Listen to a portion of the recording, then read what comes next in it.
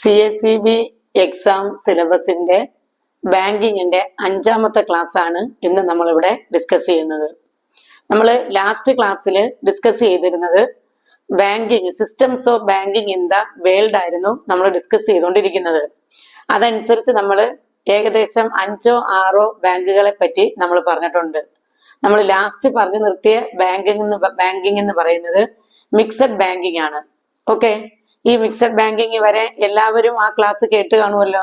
ഇന്നത്തെ ക്ലാസ് കേൾക്കുന്നവര് നേരത്തെ പറഞ്ഞിട്ടുള്ള ക്ലാസ് കേട്ടതിന് ശേഷം വേണം, ആ വീഡിയോ കണ്ടിട്ട് വേണം നിങ്ങൾ ഇന്നത്തെ ക്ലാസ് കാണേണ്ടത്.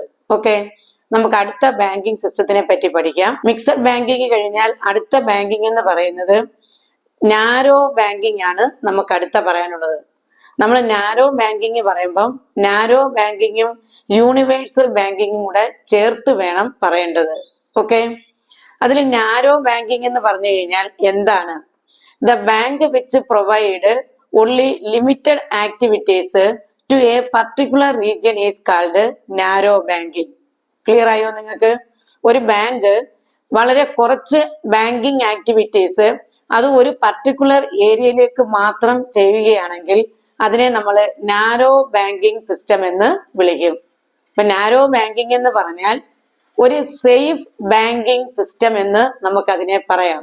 കാരണം അവർ ലിമിറ്റഡ് ആക്ടിവിറ്റീസ് മാത്രമേ ചെയ്യൂ എന്ന് പറഞ്ഞാൽ അവർ സേഫ് ആയിട്ടുള്ള മേഖലകളിൽ മാത്രമേ ഇൻവെസ്റ്റ് ചെയ്യുകയും അതുപോലെ തന്നെ റിസ്കി ആയിട്ടുള്ള ആക്ടിവിറ്റീസ് ഒന്നും ഏറ്റെടുക്കുകയും ചെയ്യത്തില്ല. ക്ലിയർ ആവുന്നുണ്ടോ നിങ്ങൾക്ക്? അതായത് സേഫ് ആയിട്ടുള്ള മേഖലകളിൽ മാത്രമേ അവർ ഇൻവെസ്റ്റ്മെന്റ് നടത്തുകയും ചെയ്യത്തുള്ളൂ. അതുപോലെ തന്നെ റിസ്കി ആയിട്ടുള്ള ആക്ടിവിറ്റീസ് ഏറ്റെടുക്കുകയും ചെയ്യത്തില്ല. ഒരു ബാങ്കിനെ സംബന്ധിച്ച് റിസ്കി ആയിട്ടുള്ള ആക്ടിവിറ്റി എന്ന് പറഞ്ഞാൽ എന്താണ്? അതായത് അൺസെക്യൂർഡ് ലോണുകൾ, അല്ലെങ്കിൽ അഗ്രികൾച്ചർ സെക്ടറിലേക്ക് ലോൺ കൊടുക്കുക, അല്ലെങ്കിൽ പ്രയോറിറ്റി സെക്ടർ ലെൻഡിങ്ങിലേക്ക് ലോൺ കൊടുക്കുക. ഇതാണ് ഒരു ബാങ്കിനെ സംബന്ധിച്ച് റിസ്കി ആക്ടിവിറ്റി എന്ന് പറയുന്നത്. ഈ റിസ്കി ആക്ടിവിറ്റീസ് ഒന്നും തന്നെ നാരോ ബാങ്കിങ് ഏറ്റെടുക്കില്ല. അതുകൊണ്ടാണ് നാരോ ബാങ്കിങ് ഒരു സേഫ് ബാങ്കിങ് അല്ലെങ്കിൽ റിസ്ക് ലെസ് ബാങ്കിങ് ആക്ടിവിറ്റി എന്ന് വിളിക്കുന്നത്. ക്ലിയർ ആയോ? അപ്പൊ നമുക്ക് നാരോ ബാങ്കിങ്ങിന്റെ പ്രത്യേകത നമുക്ക് ഓരോന്നായിട്ടൊന്ന് പറയാം. എന്തൊക്കെയാണെന്ന് ചോദിച്ചു കഴിഞ്ഞാൽ, നാരോ ബാങ്കിങ് എന്ന് പറഞ്ഞാൽ provide only limited activities to a particular region. ഒന്നാമത്തെ പ്രത്യേകതയാണത്. 2, narrow banks do not undertake risky activities. Narrow banks do not undertake risky activities. മൂന്നാമത്തെ പ്രത്യേകത എന്ന് പറയുന്നത് they are the safest banking system. അവരാണ് ഏതെന്ന് പറയുന്നത്? സേഫസ്റ്റ് ബാങ്കിങ് സിസ്റ്റം എന്ന് പറയുന്നത്. ഓക്കെ, ഇനി മറ്റൊരു പ്രത്യേകത എന്ന് പറയുന്നത് they provide only risk less activities. അവർ ഏത് മാത്രമേ ചെയ്യത്തുള്ളൂ? റിസ്ക് ലെസ് ആക്ടിവിറ്റീസേ ചെയ്യൂ. അത് ഈ റിസ്ക് ലെസ് ആക്ടിവിറ്റീസ് എന്ന് പറഞ്ഞാൽ എന്താണെന്ന് നമ്മൾ നേരത്തെ പറഞ്ഞു. എന്താണ് റിസ്ക് ലെസ് ആക്ടിവിറ്റീസ് എന്ന് പറഞ്ഞു കഴിഞ്ഞാൽ പ്രയോറിറ്റി സെക്ടറിലെ ലെൻഡിങ് അവര് ഒഴിവാക്കും, അല്ലെങ്കിൽ അൺസെക്യൂർഡ് ലോണുകൾ അവർ കൊടുക്കില്ല. അഗ്രികൾച്ചർ, ഞാൻ പറഞ്ഞല്ലോ പ്രയോറിറ്റി സെക്ടർ എന്ന് പറയുമ്പം അതിൽ ആദ്യത്തെ സെക്ടർ എന്ന് പറയുന്നത് തന്നെ ഏതാണ്? അഗ്രികൾച്ചർ ആണ്. അതിനവർ എന്ത് ചെയ്യത്തില്ല? ലോൺ കൊടുക്കില്ല. അതിന്റെ റീസൺ എന്താണെന്ന് ഞാനൊന്ന് ഡിസ്കസ് ചെയ്യാം. ഈ പ്രയോറിറ്റി സെക്ടറുകളിലേക്ക് ലോണുകൾ കൊടുക്കുമ്പോൾ ഇതിന് തിരിച്ചടവ് ഉണ്ടാകും എന്നുള്ളതിന് യാതൊരുവിധ അഷുറൻസും ഇല്ല, ഉറപ്പുമില്ല. കാരണം അഗ്രികൾച്ചർ ലോൺ പ്രയോറിറ്റി സെക്ടറിലെ ഫസ്റ്റ് 1 എന്ന് പറയുന്നത് അഗ്രികൾച്ചർ ലോണാ. അവർക്ക് ലോൺ കൊടുത്തു കഴിഞ്ഞാൽ ഇത് തിരിച്ചു കിട്ടുമെന്നുള്ളതിന് യാതൊരു ഉറപ്പുമില്ല. കാരണം ഇതിന് എന്തില്ല? പ്രോപ്പർ ആയിട്ടുള്ളൊരു സെക്യൂരിറ്റി ഇല്ല. മാത്രമല്ല ഇത് ഗവൺമെന്റ് എപ്പോ വേണമെങ്കിലും എഴുതി തള്ളാം. അപ്പം ബാങ്കിനെ സംബന്ധിച്ച് അത് ബാഡ് ഡെപ്റ്റ് കൂടും. അപ്പൊ അങ്ങനെ തലവേദനയുള്ള വർക്കുകൾ ഒന്നും ഏറ്റെടുക്കില്ല. അതാണ് 4ാമത്തെ പോയിന്റ് പറഞ്ഞത്. ഏതാണ്? റിസ്ക് ലെസ് ആക്ടിവിറ്റീസ് മാത്രമേ അവര് അണ്ടർടേക്ക് ചെയ്യൂ. 5ാമത്തെ പോയിന്റ് എന്ന് പറയുന്നത് they undertake only short term deposit, accepting short term deposit and lending short term loans. അവര് ഷോർട്ട് ടേം ഡെപ്പോസിറ്റുകൾ അക്സെപ്റ്റ് ചെയ്യുകയും അതുപോലെ തന്നെ ഷോർട്ട് ടേം ലെൻഡിങ്ങും മാത്രമേ അവര് നടത്തൂ. മറ്റൊരു പ്രത്യേകത എന്ന് പറയുന്നത് നമുക്ക് ആറാമത്തെ പ്രത്യേകതയായിട്ട് പറയാൻ പറ്റുന്നത് they do not provide advisory services. അവരെന്ത് ഏറ്റെടുക്കുന്നില്ല? അഡ്വൈസറി സർവീസസ്, പ്രോജക്റ്റ് അപ്രൈസല്, ഇങ്ങനെ തുടങ്ങിയിട്ടുള്ള യാതൊരു ആക്ടിവിറ്റിയും ആര് ഏറ്റെടുക്കുന്നില്ല? നാരോ ബാങ്കിങ് ഏറ്റെടുക്കുന്നില്ല. ക്ലിയർ ആവുന്നല്ലോ. ഇനി അതുപോലെ തന്നെ മറ്റൊരെണ്ണം they do not provide long term loans. അവരെന്ത് കൊടുക്കുന്നില്ല? ലോങ് ടേം ലോൺസുകൾ കൊടുക്കുന്നില്ല. അത് നമുക്ക് ഏഴാമത്തെ പ്രത്യേകതയായിട്ട് പറയാം. Okay, they do not provide long term loans. ഇങ്ങനെയുള്ള ഈ 7 പ്രത്യേകതകൾ, അല്ലെങ്കിൽ ഇതിൽ കൂടുതലും നമുക്ക് പറയാം. അതായത് അവര് ലോങ് ടേം ലോൺസ് കൊടുക്കത്തില്ല, ഫിക്സഡ് ഡെപ്പോസിറ്റുകൾ അക്സെപ്റ്റ് ചെയ്യാൻ നിൽക്കത്തില്ല, അതായത് ലോങ് ടേമിലേക്കുള്ള ഫിക്സഡ് ഡെപ്പോസിറ്റുകൾ അക്സെപ്റ്റ് ചെയ്യത്തില്ല, അഡ്വൈസറി സർവീസുകൾ ചെയ്യത്തില്ല, ഇൻഷുറൻസ് ഫെസിലിറ്റീസ് പ്രൊവൈഡ് ചെയ്യത്തില്ല, അതുപോലെ തന്നെ പ്രോജക്റ്റുകൾ തയ്യാറാക്കി കൊടുക്കില്ല, വെഞ്ചർ ക്യാപിറ്റൽ കൊടുക്കില്ല, ഇങ്ങനെ തുടങ്ങിയ ഒരുപാട് കാര്യങ്ങളുണ്ട്. എങ്കിലും ഈ 7 പ്രത്യേകതകൾ നിങ്ങളൊന്ന് ഓർത്തിരിക്കുക. ഇത് റിപ്പീറ്റ് ചെയ്ത് നിങ്ങൾക്ക് കേൾക്കുമ്പം ആ 7 എണ്ണം ഏതാണെന്ന് മനസ്സിലാവും. അപ്പൊ ഈ 7 കാര്യങ്ങൾ പ്രധാനമായി അവർ ചെയ്യുന്നില്ല. So they are called narrow banking. അതുകൊണ്ടാണ് അവരെ എന്തെന്ന് വിളിക്കുന്നത്? Narrow banking. അപ്പൊ നാരോ ബാങ്കിങ് എന്താണെന്ന് ക്ലിയർ ആയി കാണും. ഒന്നുകൂടെ റിപ്പീറ്റ് ചെയ്ത് പറഞ്ഞു കഴിഞ്ഞാൽ നാരോ ബാങ്കിങ്ങിന്റെ വ്യക്തമായ ഒരു മീനിങ് എന്ന് പറയുന്നത് narrow banks provide only limited activities to the particular region and they invest only in the safe investment, that is in government securities. അവർ ഏതിൽ മാത്രമേ ഇൻവെസ്റ്റ് ചെയ്യത്തുള്ളൂ? ഗവൺമെന്റ് സെക്യൂരിറ്റീസിൽ മാത്രമേ ഇൻവെസ്റ്റ് ചെയ്യൂ. അപ്പം അത്രയുമാണ് നാരോ ബാങ്കിങ്ങിന്റെ പ്രത്യേകതയായിട്ട് നമുക്ക് പറയാനുള്ളത്. ഈ നാരോ ബാങ്കിങ് പറഞ്ഞു കഴിഞ്ഞാൽ നമുക്ക് തൊട്ടടുത്ത് തന്നെ പറയേണ്ട ഒരു ബാങ്കിങ് സിസ്റ്റമാണ് യൂണിവേഴ്സൽ ബാങ്കിങ്. ഓക്കെ, അപ്പൊ യൂണിവേഴ്സൽ ബാങ്കിങ് എന്ന് പറഞ്ഞാൽ ഈ നാരോ ബാങ്കിങ്ങിന്റെ opposite. Narrow banking limited activities ആണ് ചെയ്യുന്നതെങ്കിൽ ഇവർ ചെയ്യുന്നത് വൈഡ് അല്ലെങ്കിൽ ബ്രോഡ് ആക്ടിവിറ്റീസ് ആണ്. അപ്പൊ യൂണിവേഴ്സൽ ബാങ്ക്സ് അല്ലെങ്കിൽ ബാങ്കിങ് സിസ്റ്റം എന്ന് പറഞ്ഞാൽ the bank which provide wide activities or broad activities. അതായത് ഒരു ബാങ്ക് വളരെ വിശാലമായ പ്രവർത്തനങ്ങൾ ഏറ്റെടുത്ത് നടത്തുകയാണെങ്കിൽ അതിനെ നമുക്ക് യൂണിവേഴ്സൽ ബാങ്കിങ് എന്ന് വിളിക്കാം. എന്ന് പറഞ്ഞാൽ they accept short term, medium term, long term deposit, they provide short term, medium term, long term loans, and they provide unsecured loans. They provide loans to priority sector. ഈ priority sector നമ്മൾ എടുത്തു പറയുന്നതിന്റെ കാരണം ഞാനിപ്പോ ആ പ്രത്യേകത പറയുന്നതിന്റെ കൂട്ടത്തിൽ ഒന്നുകൂടെ പ്രയോറിറ്റി സെക്ടർ എന്താണെന്ന് പറയുകയാണ്. പ്രയോറിറ്റി സെക്ടർ എന്ന് പറയുമ്പോൾ ഒരു 8 എണ്ണത്തിനെയാണ് നമ്മൾ പ്രയോറിറ്റി സെക്ടറിൽ പറഞ്ഞിട്ടുള്ളത്. അതിൽ ആദ്യം തന്നെ പറയുന്നത് അഗ്രികൾച്ചർ ആണ്. അതുപോലെ തന്നെ MSME ലോൺസ് പറയുന്നുണ്ട്. അതുപോലെ തന്നെ ലാസ്റ്റ് കൊണ്ടുവന്ന റിന്യൂവബിൾ എനർജി പറയുന്നുണ്ട്. അപ്പൊ ഇങ്ങനെയുള്ളതിനെ 8 കാറ്റഗറി ആയിട്ടാണ് ക്ലാസിഫൈ ചെയ്തിരിക്കുന്നത്. ഓരോന്നിനും ഇൻട്രസ്റ്റ് റേറ്റ് വ്യത്യാസമാണ്. ലോ റേറ്റ് ഓഫ് ഇൻട്രസ്റ്റിൽ തുടങ്ങി അങ്ങനെ MSME ആകുമ്പോൾ കുറച്ചുകൂടെ ഇൻട്രസ്റ്റ് റേറ്റ് വരും. അങ്ങനെ റിന്യൂവബിൾ എനർജി ആകുമ്പോൾ കുറച്ചും കൂടെ കൂടുതൽ ഇൻട്രസ്റ്റ് റേറ്റ് വരും. അങ്ങനെ കാറ്റഗറൈസ് ചെയ്തിരിക്കുന്നതിനെയാണ് പ്രയോറിറ്റി സെക്ടർ എന്ന് പറയുന്നത്. ഈ പ്രയോറിറ്റി സെക്ടർ ലെൻഡിങ് എല്ലാം ആര് അണ്ടർടേക്ക് ചെയ്യുന്നുണ്ട്? യൂണിവേഴ്സൽ ബാങ്കിങ് അണ്ടർടേക്ക് ചെയ്യുന്നുണ്ട്. അപ്പം whole activities undertake by a bank. ഒരു ബാങ്ക് ഹോൾ ആക്ടിവിറ്റീസ് എല്ലാ പ്രവർത്തനങ്ങളും ഏറ്റെടുത്ത് നടത്തിയാൽ the banking system is called universal banking. നമുക്കതിന് പറയാൻ പറ്റുന്നത് universal banking is also called one roof banking, umbrella banking. ഇങ്ങനെ നമുക്ക് പല പേരുകളിൽ യൂണിവേഴ്സൽ ബാങ്കിങ്ങിനെ വിളിക്കാം. ഏതൊക്കെ പേരുകൾ പറയാം? One roof banking, one shop banking, അല്ലെങ്കിൽ അംബ്രല്ല ബാങ്കിങ്. അതിന്റെ കാരണം എന്ന് പറയുന്നത് all banking activities comes under a bank. ഒരു ബാങ്കിന്റെ കീഴില് എല്ലാ ബാങ്കിങ് ആക്ടിവിറ്റീസും വരുന്നത് കൊണ്ടാണ് നമ്മൾ അതിനെ എന്തെന്ന് വിളിക്കുന്നത്? അംബ്രല്ല ബാങ്കിങ്, അല്ലെങ്കിൽ വൺ റൂഫ് ബാങ്കിങ്, അല്ലെങ്കിൽ വൺ ഷോപ്പ് ബാങ്കിങ്, അല്ലെങ്കിൽ യൂണിവേഴ്സൽ ബാങ്കിങ് എന്ന് പറയുന്നത്. എന്ന് പറഞ്ഞാൽ അവർ ചെയ്യുന്നത് എന്തൊക്കെയാണെന്ന് ചോദിച്ചു കഴിഞ്ഞാൽ അവര് short term, medium term, long term ഡെപ്പോസിറ്റുകൾ അക്സെപ്റ്റ് ചെയ്യും. Short term, medium term, long term loans provide ചെയ്യും. വെഞ്ചർ ക്യാപിറ്റൽ പ്രൊവൈഡ് ചെയ്യും. അതുപോലെ തന്നെ ഫാക്ടറിങ് നടത്തും, അതുപോലെ അഡ്വൈസറി സർവീസുകൾ ചെയ്യും, ഇൻഷുറൻസ് ഫെസിലിറ്റീസ് പ്രൊവൈഡ് ചെയ്ത് കൊടുക്കും. ഇൻഷുറൻസ് ഫെസിലിറ്റി എന്ന് പറയുമ്പോൾ ഇൻഷുറൻസ് പ്രോഡക്റ്റുകൾ വിൽക്കുന്നുണ്ട്. അതുപോലെ തന്നെ ഒരു ബിസിനസ്സുകാരന് വേണ്ടുന്ന എല്ലാ ഹെൽപ്പുകളും ചെയ്തു കൊടുക്കുന്നുണ്ട്. അങ്ങനെ തുടങ്ങിയിട്ട് എല്ലാ പ്രവർത്തനങ്ങളും ഏറ്റെടുത്ത് നടത്തുന്നു. അതുപോലെ തന്നെ ഈ പ്രയോറിറ്റി സെക്ടർ ലെൻഡിങ്ങുകൾ നടത്തുന്നു, അതായത് അൺസെക്യൂർഡ് ലോണുകൾ കൊടുക്കുന്നു. അങ്ങനെ റിസ്കി ആയിട്ടുള്ള എല്ലാ ആക്ടിവിറ്റീസും ചെയ്യുന്നുണ്ട്. റിസ്കി ആയിട്ടുള്ള ഇൻവെസ്റ്റ്മെന്റുകൾ നടത്തുന്നുണ്ട്. ഇതൊക്കെ ചെയ്യുന്ന ബാങ്കിങ് സിസ്റ്റത്തിനെയാണ് നമ്മൾ യൂണിവേഴ്സൽ ബാങ്കിങ് എന്ന് വിളിക്കുന്നത്. അപ്പൊ ക്ലിയർ ആയല്ലോ?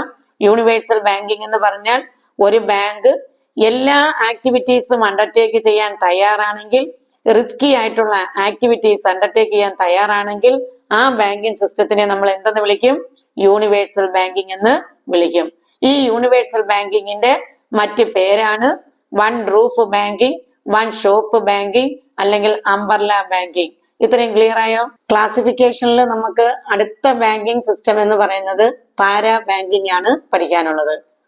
അപ്പൊ പാരാ ബാങ്കിങ് എന്ന് പറഞ്ഞു കഴിഞ്ഞാൽ എന്താണെന്ന് ചോദിച്ചാൽ, A bank which undertake the activities other than the routine banking activities. അതായത് റുട്ടീൻ ആക്ടിവിറ്റീസ് അല്ലാതെ മറ്റ് ആക്ടിവിറ്റീസ് ഏറ്റെടുത്ത് ചെയ്യുകയാണെങ്കിൽ അതിനെ നമുക്ക് പാരാ ബാങ്കിങ് സിസ്റ്റം എന്ന് വിളിക്കാം. അപ്പൊ ഒരു ബാങ്ക് നോർമൽ ആക്ടിവിറ്റീസ് ആയ അക്സെപ്റ്റിംഗ് ഡെപ്പോസിറ്റ്, ലെൻഡിങ് മണി, അതുപോലെ തന്നെ മറ്റവരുടെ അഡ്വൈസറി സർവീസ്, ഇതുപോലെ general utility service, agency service, ഇങ്ങനെയുള്ള ഫങ്ഷൻസ് കൂടാതെ മറ്റ് ആക്ടിവിറ്റീസ്, അതായത് ഇൻഷുറൻസ് പ്രോഡക്റ്റുകൾ വിൽക്കുക, അല്ലെങ്കിൽ ഏതെങ്കിലും റിയൽ എസ്റ്റേറ്റ് ബിസിനസ്സുകൾ ചെയ്യുക, ഇങ്ങനെയുള്ള അതർ ആക്ടിവിറ്റീസ് ഏറ്റെടുത്ത് ചെയ്യുന്നതിനെയാണ് നമ്മൾ പാരാ ബാങ്കിങ് എന്ന് വിളിക്കുന്നത്. അപ്പൊ പാരാ ബാങ്കിങ് എന്ന് പറഞ്ഞാൽ a bank which undertake the activities other than its routine work, അല്ലെങ്കിൽ routine banking activities. Routine work അല്ലാണ്ട് മറ്റ് ആക്ടിവിറ്റീസ് ചെയ്യുന്നതിനെയാണ് നമ്മൾ എന്തെന്ന് വിളിക്കുന്നത്? പാരാ ബാങ്കിങ് എന്ന് വിളിക്കുന്നത്. എന്നാൽ പാരാ ബാങ്ക് എന്ന് ചോദിച്ചു കഴിഞ്ഞാൽ അതല്ല. പാരാ ബാങ്കിങ് എന്ന് പറയുമ്പോഴാണ് ഞാൻ ഈ പറഞ്ഞ മീനിങ് പറയേണ്ടത്. പാരാ ബാങ്ക് എന്ന് പറഞ്ഞു കഴിഞ്ഞാൽ ഏതാണ്? ബാങ്ക് അല്ലാതെ ബാങ്കിങ് ആക്ടിവിറ്റീസ് ഏറ്റെടുത്ത് ചെയ്യുന്ന മറ്റ് സ്ഥാപനങ്ങളെയാണ് നമ്മൾ പാരാ ബാങ്ക് എന്ന് പറയുന്നത്. അതായത് സാധാരണ ബാങ്കിങ് ആക്ടിവിറ്റീസ് ചെയ്യുന്നത് ബാങ്ക്സുകളാണ്. അത് ഷെഡ്യൂൾഡ് ബാങ്കും കൊമേഴ്സ്യൽ ബാങ്ക്, അതുപോലെ തന്നെ കൊമേഴ്സ്യൽ ബാങ്കിലെ തന്നെ ഷെഡ്യൂൾഡ് ബാങ്ക്, പ്രൈവറ്റ് ബാങ്ക്, ഇങ്ങനെ പറയുന്ന ബാങ്കുകളാണ്. എന്നാൽ നോൺ ബാങ്കിങ് ഫിനാൻഷ്യൽ കമ്പനീസ് എന്ന് പറഞ്ഞ് കുറെ ഫിനാൻഷ്യൽ ഇൻസ്റ്റിറ്റ്യൂഷൻസ് ഉണ്ട്. അവര് ബാങ്ക് എന്ന് പറയുന്ന കാറ്റഗറിയിലല്ല. അങ്ങനെയുള്ള സ്ഥാപനങ്ങളെയാണ് നമ്മൾ പാരാ ബാങ്ക് എന്ന് വിളിക്കുന്നത്. അപ്പൊ പാരാ ബാങ്കിങ്ങും പാരാ ബാങ്കും കൂടെ തിരിഞ്ഞു പോകരുത്. പാരാ ബാങ്കിങ് എന്ന് പറഞ്ഞാൽ ഒരു ബാങ്ക് അതിന്റെ റുട്ടീൻ ആക്ടിവിറ്റീസ് അല്ലാണ്ട് മറ്റ് ആക്ടിവിറ്റീസ് ഏറ്റെടുത്ത് ചെയ്യുകയാണെങ്കിൽ അതിനെ പാരാ ബാങ്കിങ് എന്നും, എന്നാൽ ഒരു ബാങ്ക് ചെയ്യുന്ന സേവനങ്ങളെല്ലാം തന്നെ ബാങ്ക് അല്ലാത്ത മറ്റ് സ്ഥാപനങ്ങൾ ഏറ്റെടുത്ത് ചെയ്താൽ ആ സ്ഥാപനങ്ങളെയാണ് നമ്മൾ പാരാ ബാങ്ക് എന്ന് വിളിക്കുന്നത്. അതിന് example non banking financial companies ആണ്. അപ്പൊ അത്രയും ക്ലിയർ ആയല്ലോ? പാരാ ബാങ്കിങ്ങും പാരാ ബാങ്കും ക്ലിയർ ആയില്ലയോ? ഇനി നമുക്ക് അടുത്ത പറയാനുള്ളത് ഷാഡോ ബാങ്കിങ്. ഏതാണ്? Shadow banking. ഷാഡോ ബാങ്കിങ് എന്ന് പറയുന്നത് നമുക്ക് കൂടുതലായിട്ടൊന്നും പഠിക്കാനില്ല. ഒരു ബാങ്ക് നമ്മുടെ രാജ്യത്ത് പ്രവർത്തിക്കണമെങ്കിൽ നമ്മുടെ RBIയുടെ കൺട്രോളിൽ അല്ലെങ്കിൽ ആ റെഗുലേറ്ററിലായിരിക്കണം, അതിന്റെ കീഴിൽ നിന്നുകൊണ്ട് വേണം പ്രവർത്തിക്കേണ്ടത്. അങ്ങനെ അല്ലാണ്ട് പ്രവർത്തിക്കുന്ന ബാങ്കിങ് സിസ്റ്റത്തിനെയാണ് നമ്മൾ ഷാഡോ ബാങ്കിങ് എന്ന് പറയുന്നത്.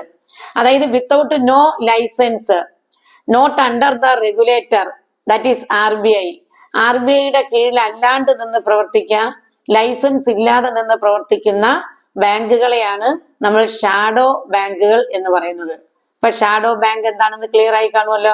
ഷാഡോ ബാങ്ക് എന്ന് പറഞ്ഞു കഴിഞ്ഞാൽ they have no license to conduct banking activities. Banking activities conduct ചെയ്യാനുള്ള ലൈസൻസ് അവർക്ക് കാണത്തില്ല. അതുപോലെ തന്നെ they are not comes under the regulator, that is RBI. RBI പോലെയുള്ള ഏതെങ്കിലും ഒരു റെഗുലേറ്ററിന്റെ കീഴിൽ, RBI ആണ് നമുക്ക് ബാങ്കിന് പറയാൻ പറ്റൂ, അതിന്റെ കീഴിലല്ലാതെ പ്രവർത്തിക്കുന്ന സ്ഥാപനങ്ങളെയാണ് നമ്മൾ ഷാഡോ ബാങ്ക് എന്ന് പറയുന്നത്. നെക്സ്റ്റ് നമ്മൾ ഓൺലൈൻ ബാങ്കിങ്, വെർച്വൽ ബാങ്കിങ് ഒക്കെ നേരത്തെയുള്ള ക്ലാസ്സുകളിൽ നമ്മൾ പറഞ്ഞിട്ടുണ്ട്. എങ്കിലും ഞാൻ ഒന്നുകൂടി ഇവിടെ റിപ്പീറ്റ് ചെയ്യുകയാണ്. ഓൺലൈൻ ബാങ്കിങ്ങിന്റെ മറ്റു പേരുകളാണ് ഏതൊക്കെ? വെർച്വൽ ബാങ്കിങ് എന്ന് വിളിക്കാം, ഇ ബാങ്കിങ് എന്ന് വിളിക്കാം. എന്നൊക്കെ പറയാം. ഓൺലൈൻ ബാങ്കിങ്ങിനെ തന്നെ നമുക്ക് നെറ്റ് ബാങ്കിങ് എന്ന് പറയാം, വെർച്വൽ ബാങ്കിങ് എന്ന് പറയാം, അതുപോലെ തന്നെ ഇ ബാങ്കിങ് എന്ന് വിളിക്കാം. ഇതിന്റെ എല്ലാം പ്രത്യേകത എന്താന്ന് വെച്ചാൽ banking activities conducted through A electronic device. ഒരു ഇലക്ട്രോണിക് മോഡിലൂടെ അല്ലെങ്കിൽ ഒരു ഇലക്ട്രോണിക് ഡിവൈസിലൂടെ ബാങ്കിങ് ആക്ടിവിറ്റീസ് കണ്ടക്ട് ചെയ്യുകയാണെങ്കിൽ അതിനെ നമുക്ക് എന്തെന്ന് വിളിക്കാം? ഈ virtual banking, online banking, E banking, net banking എന്ന് വിളിക്കാം. ഓക്കെ, ക്ലിയർ ആയോ? ഈ ഓൺലൈൻ ബാങ്കിങ്ങിൽ തന്നെ വരുന്നതാണ് മൊബൈൽ ബാങ്കിങ്. പക്ഷെ അതിനൊരു പ്രത്യേകതയുണ്ട്, ഓൺലി ത്രൂ ദ മൊബൈൽ. ആ മൊബൈൽ ബാങ്കിങ്ങിന് ഏതിലൂടെ മാത്രമേ പറ്റത്തുള്ളൂ? Only through mobile. മൊബൈലിലൂടെ മാത്രമേ എന്ത് ചെയ്യാൻ പറ്റത്തുള്ളൂ? ബാങ്കിങ് ആക്ടിവിറ്റീസ് കണ്ടക്ട് ചെയ്യാൻ പറ്റത്തുള്ളൂ. അങ്ങനെയാണെങ്കിൽ അതിനെ നമ്മൾ എന്തെന്ന് വിളിക്കും? മൊബൈൽ ബാങ്കിങ് എന്ന് പറയും. പക്ഷെ ഈ പറഞ്ഞ അതായത് virtual banking, E banking, online banking അല്ലെങ്കിൽ മൊബൈൽ ബാങ്കിങ്, ഇതിനെല്ലാം കോമൺ ആയിട്ട് നമുക്ക് എന്ത് ആവശ്യമുണ്ട്? നെറ്റിലൂടെയാണ് അല്ലെങ്കിൽ നെറ്റിന്റെ സഹായത്തോടു കൂടി മാത്രമാണ് ഇത് എന്ത് ചെയ്യുന്നത്? സാധ്യമാകുന്നത്. പക്ഷെ മൊബൈൽ ബാങ്കിങ്ങിന്റെ ഒരു പ്രത്യേകത ഓൺലി ത്രൂ മൊബൈല്. മറ്റതിന്റെ എല്ലാം പ്രത്യേകത എന്ന് പറയുന്നത് എനി ഇലക്ട്രോണിക് മോഡ് അല്ലെങ്കിൽ ഇലക്ട്രോണിക് ഡിവൈസ്. അത് കമ്പ്യൂട്ടർ ആവാം, മൊബൈൽ ആവാം, അങ്ങനെ ഏത് ഇലക്ട്രോണിക് ഡിവൈസിലൂടെയും എന്ത് ചെയ്യാം? ഓൺലൈൻ ആക്ടിവിറ്റീസ് കണ്ടക്ട് ചെയ്യുകയാണെങ്കിൽ അതാണ് ഈ പറഞ്ഞ ബാങ്കിങ് ആക്ടിവിറ്റീസ്. ഓക്കെ, അത് അത്രയും ക്ലിയർ ആയി കാണുമെന്ന് വിചാരിക്കുന്നു. ഇനി നമുക്ക് അടുത്ത പറയാനുള്ള ഒരു ബാങ്കിങ് സിസ്റ്റം എന്ന് പറയുന്നത് ഷെൽ ബാങ്കിങ് എന്ന് പറയും. നിങ്ങൾ കേട്ടിട്ടുണ്ടോ? ഷെൽ ബാങ്ക് എന്ന് പറയും. ഷെൽ ബാങ്ക് എന്ന് പറഞ്ഞു കഴിഞ്ഞാൽ എന്താണ്? They conduct banking activities but it has no physical existence, no office and not affiliated to any regulatory authority. അതായത് ഷെൽ ബാങ്ക് എന്ന് പറഞ്ഞു കഴിഞ്ഞാൽ അതൊരു ബാങ്ക് ആണ്, അല്ലെങ്കിൽ ബാങ്കിങ് ആക്ടിവിറ്റീസ് കണ്ടക്ട് ചെയ്യുന്ന ഒരു സ്ഥാപനമാണ്. പക്ഷെ അവർ എന്ത് ചെയ്തിട്ടില്ല? അവർക്കൊരു പ്രത്യേകിച്ച് ഓഫീസ് ഇല്ല. അവർ ഏതിലും എന്ത് ചെയ്തിട്ടില്ല? രജിസ്റ്റർ ചെയ്തിട്ടില്ല. They are not incorporated or affiliated to any regulatory authority.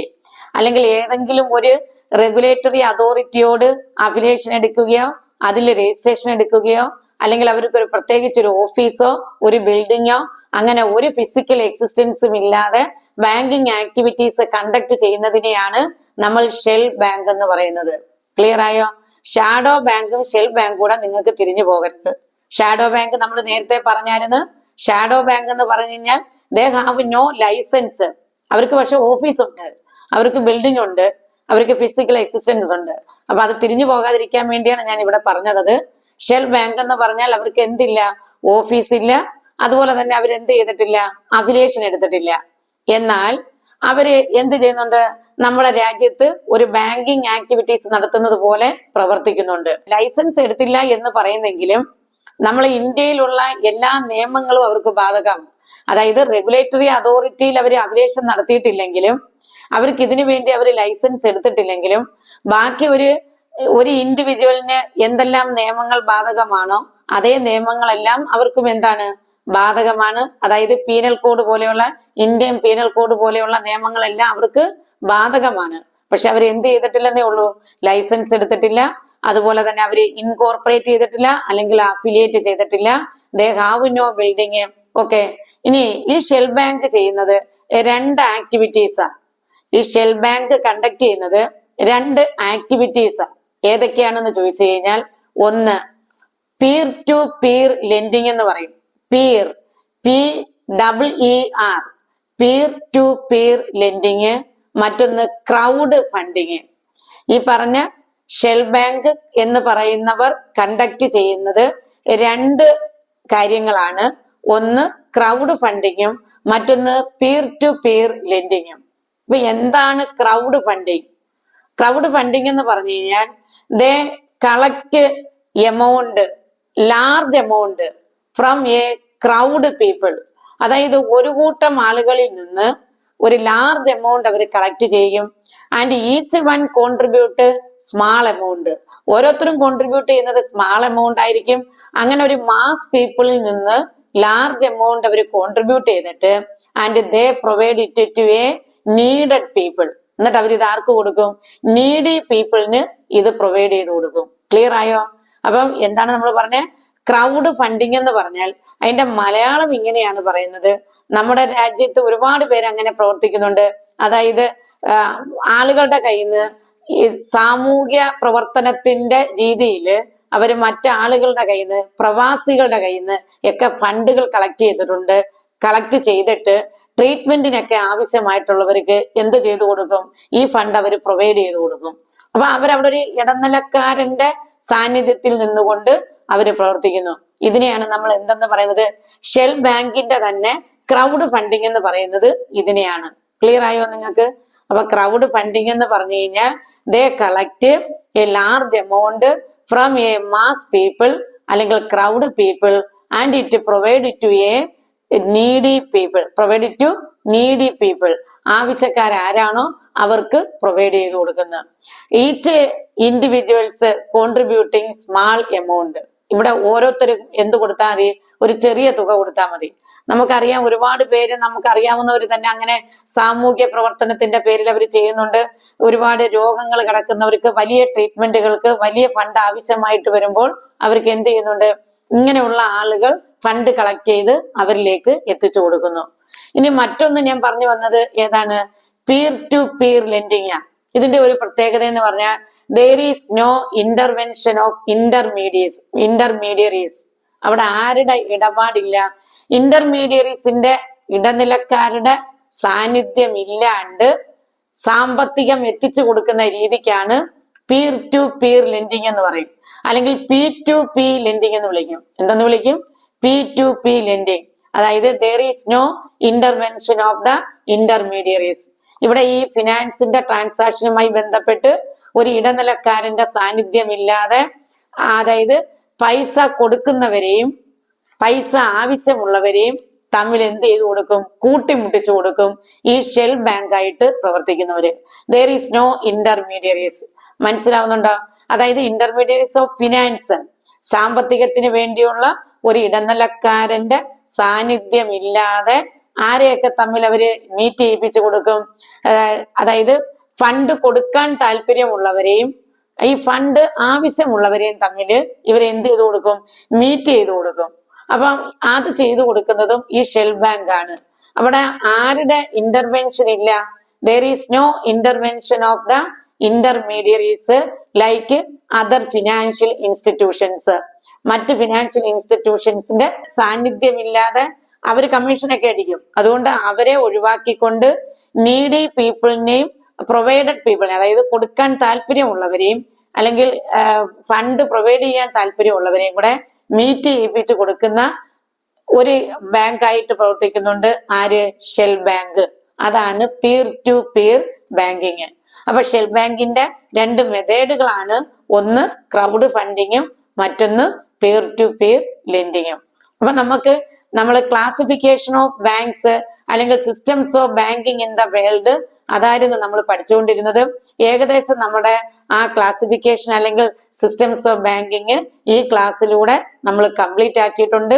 നിങ്ങൾ എല്ലാവരും ഈ വീഡിയോ കാണണം. ഏതെങ്കിലും ഡൗട്ടുകൾ ആർക്കെങ്കിലും ഉണ്ടെങ്കിൽ നിങ്ങൾ എന്ത് ചെയ്താൽ മതി? അത് മെസ്സേജ് അയച്ചിരുന്നാൽ മതി. ഓക്കെ, നമുക്ക് പുതിയ ഒരു ചാപ്റ്ററുമായിട്ട് നമുക്ക് അടുത്ത ക്ലാസ്സിൽ കാണാം.